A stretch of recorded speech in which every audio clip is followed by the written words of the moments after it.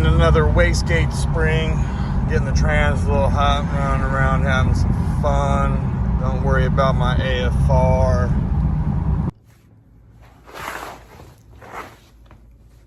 Whew. Alrighty, fellas and fellettes, welcome back to the Hot Damn Racing Team, and if you're new here, welcome.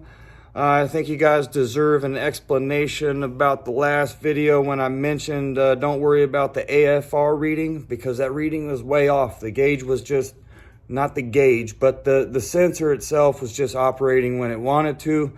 It got sprayed with a lot of oil. When I had the oil explosion deal going on, it got sprayed, so it's just reading super funny.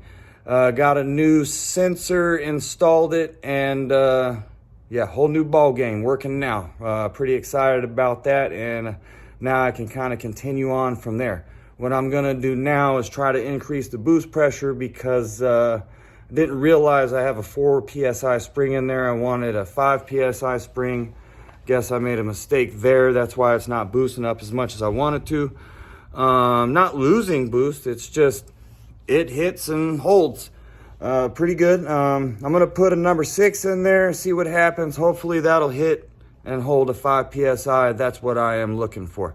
All right, so here's a little short clip, all right, of the AFR readings right now. All right, hot damn hell yeah, y'all the baddest.